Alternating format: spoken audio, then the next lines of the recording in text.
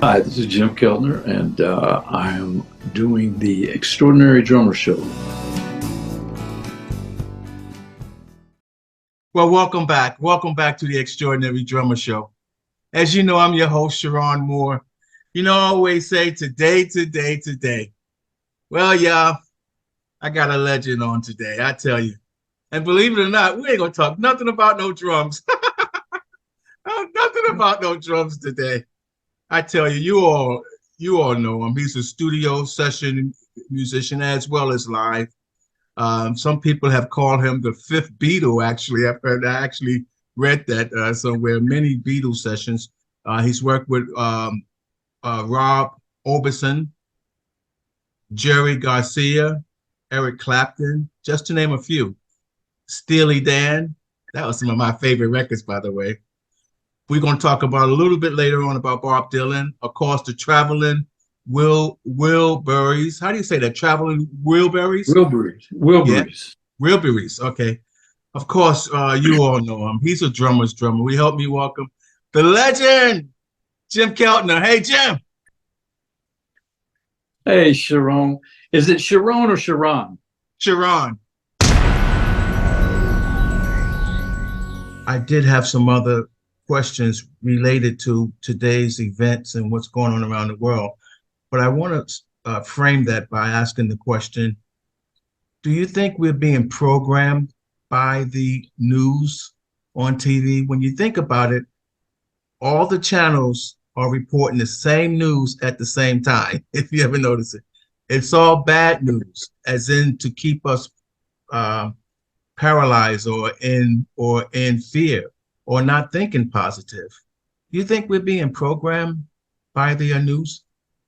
I think that it's very obvious that a media has to make money. I mean, they're a business like all other businesses, and media, their business happens to be news and events of the day and all the stuff that's going on around the world, and so the more of it and the crazier the news is, or the more wicked appearing to be the news is, or dangerous, or it's like you can't have tornadoes and hurricanes all the time. That's a big news event, and they're all on that, and rightfully so. We all want to know, how things are going. We can pray for the people in trouble and so forth all around the world. Earthquakes in Turkey right now. That's so horrible to see. To get grabbing little kids out of the rubble. Jesus, it's just unthinkable. But that's news. And so when things like that are not happening, and you have just politics, then that has to have some excitement to it. I think that viewership for the media is extremely important. That's their lifeblood, wouldn't you say? I mean, what else? What else would it be? So they have to lean on all that, and that's the way I see it. So I can do pretty much what I want to do with that. I can stay on it all the time and be depressed, because it is depressing to see bad news. But the worst depression for me is to see what's going on within our government, that we're not all coming together. Like the Democrats are in charge now, so that means if you're a Republican, help them, because at some point when you're on top and they're down, then they will help you. I mean, isn't that kind of the way it should be, rather than they're on top right now? So our main thing that we want to do now is to tear them down, make them look bad, rip them down. It's just, that is depressing. That's more depressing to me in a way than earthquake damage.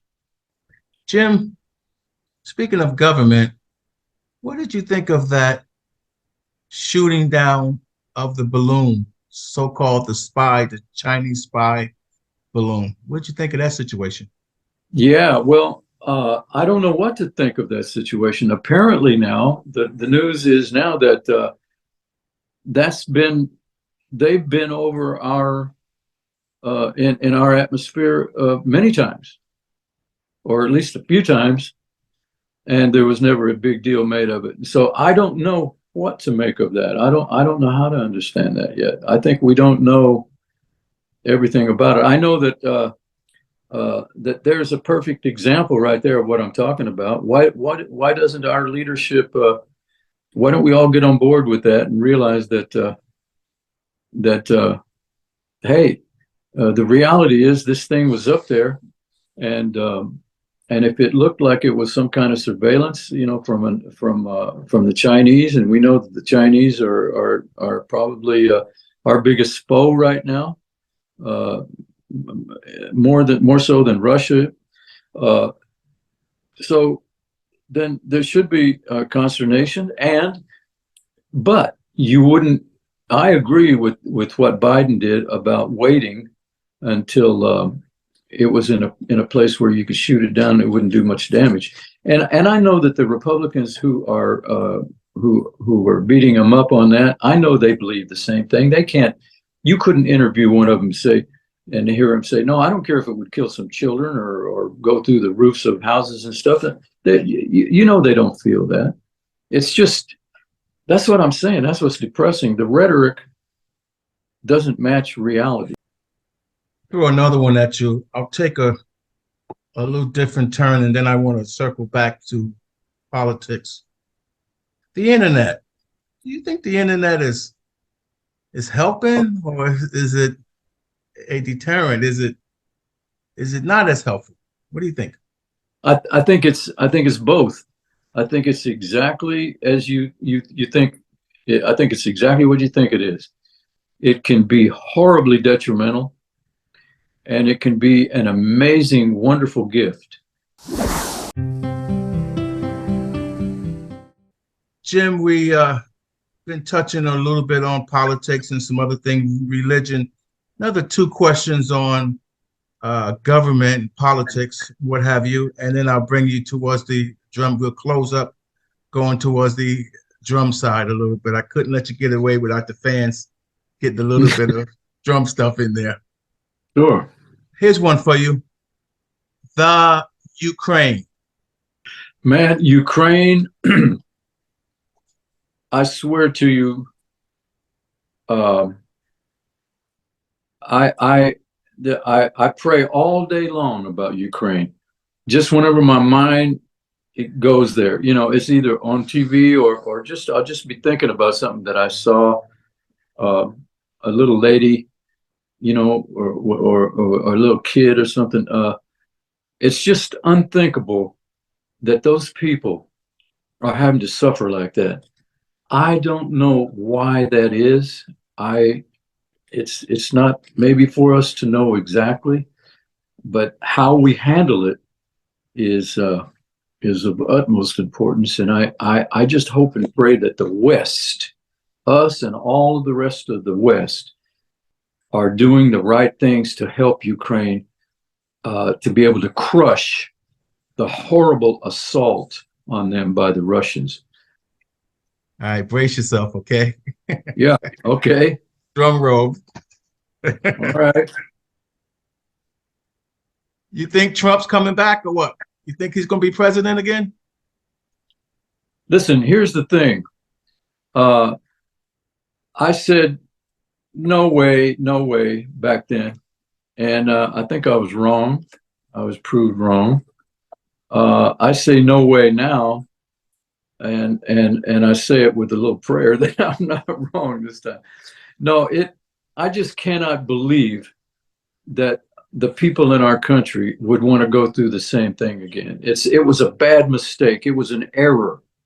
It was an error on our part to elect a man that was not fit to be the president of the United States. As I said before, I'm going to move you over towards the drum side just a little bit and then go ahead and get you out of here. Thanks for this quality time.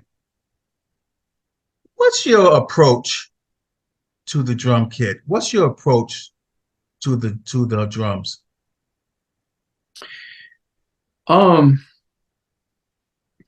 I think, like what I told you earlier today is that I've been playing all my life. I got my first drum set at the age of 13. My dad brought it home from a pawn shop. He knew the guy at the pawn shop, and he got a real good deal on it, and in Tulsa. And he had it all set up for me. And the first thing I did was I sat down and I started playing and singing. I had to sing in those days. I had to sing to play, and it's an interesting thing to think of for me, to think that later on in life, that's kind of what took over.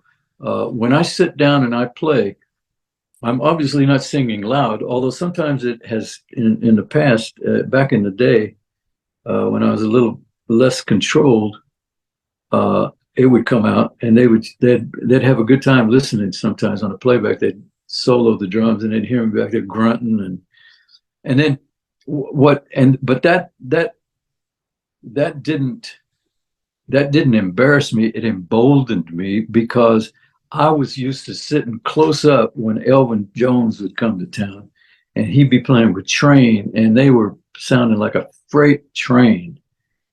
They played big. They played loud. It wasn't crushing, and it wasn't smacking everything, like killing the drums, and just it just was big naturally. And Elvin, sitting close up to Elvin, man, feeling his sweat drops once in a while, and hearing him sing while he was playing. Oh man, that's one of the greatest experiences of my life. And so when later on, when I'd hear myself doing it, I'd try to fool myself like, oh yeah, okay, me and Elvin, I'm doing, and but I think there's something about that for any drummer, when you're playing, you're not blowing a horn. You're not playing with guitar players. I've noticed over the years will sing while they're playing. Bass players, but yeah, with drums, it's a very natural thing, to sing and play, or at least to be thinking, singing. What was it like working with Bob Dylan? Man, working with Bob Dylan, the first time I ever worked with Bob Dylan was it was a recording session at on the Warner Brothers soundstage, and it was called "Knocking on Heaven's Doors" for a movie. That's the first time I met Bob. After that, there's so many stories. We'd be here for a couple of weeks. Jim, this next question, staying along the drum lines, what are you doing on endorsements, drums, cymbals, sticks, head, so forth?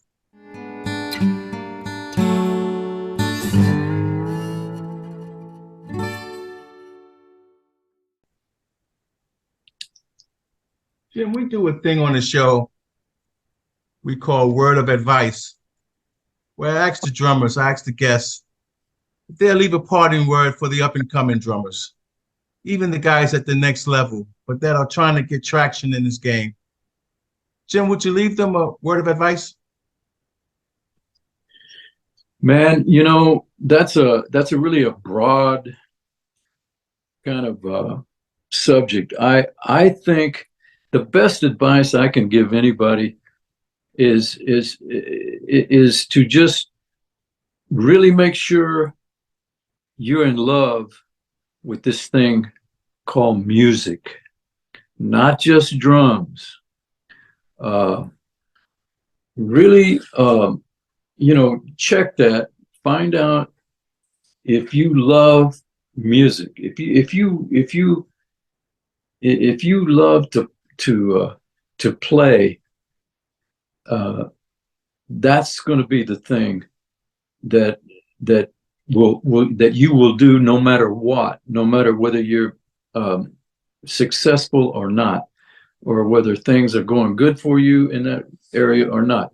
If you're the type of person who is complaining that you're not working or you're not making money or whatever, then you probably should be thinking about doing something that will make you money and have a more secure kind of thing, lifestyle, whatever. But if you're in love with, I used to say in love with drums, but I've realized that's the wrong way to do it, because I know people who are in love with drumming, and that's not good enough. You need to love music because that's what you're going to be playing. And the drums are only the thing that's going to allow you to play that music. So it's the music first, then the drums or whatever instrument it is. And if you have that, you get that, and you nurture that into your soul, into who you are, whatever's supposed to happen for you will happen. It will happen. But I don't think it's one of those kind of things that you can't, just keep an eye on. That's not one of those kind of gigs, making it or trying to make a living at playing music. It's not any more, I think it's not any more difficult than anything else. What if you want to be a baseball player?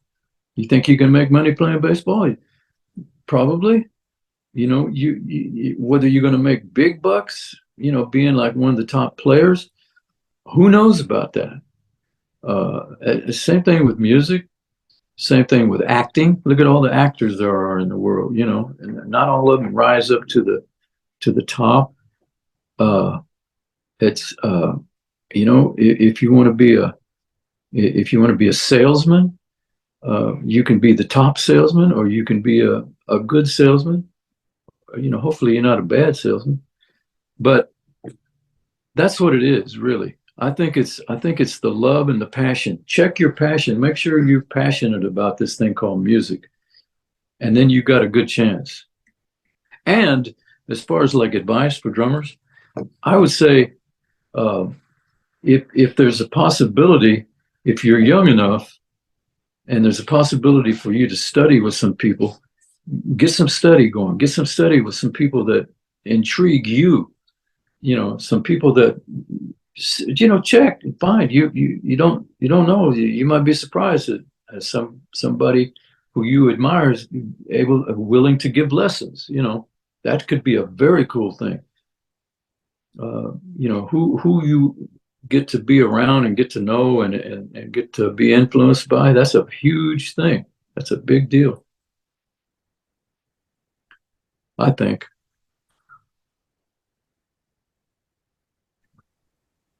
Thank you, Jim.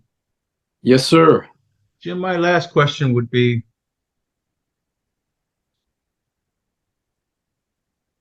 Jim, what would you want your legacy to be said, to be told?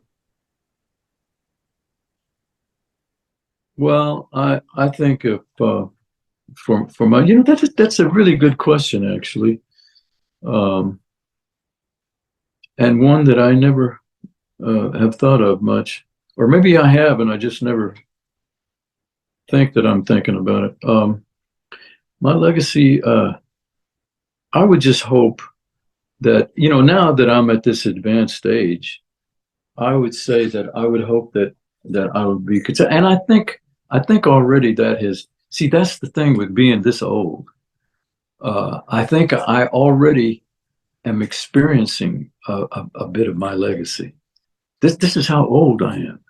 You get to be up here at this place.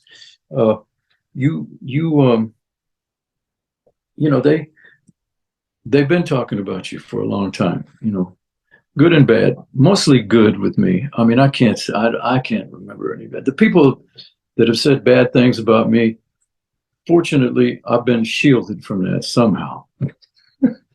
And hopefully we're all shielded from those kinds of things. But if we deserve it, then maybe there's a reason for that. Obviously, there's a reason for that. So you need to take that to heart. But no, for me, legacy, my legacy, I would hope would be that I was a giver and not just a taker. Thank you, brother. Will you help us wave goodbye to all the fans? Love y'all, whoever you all are.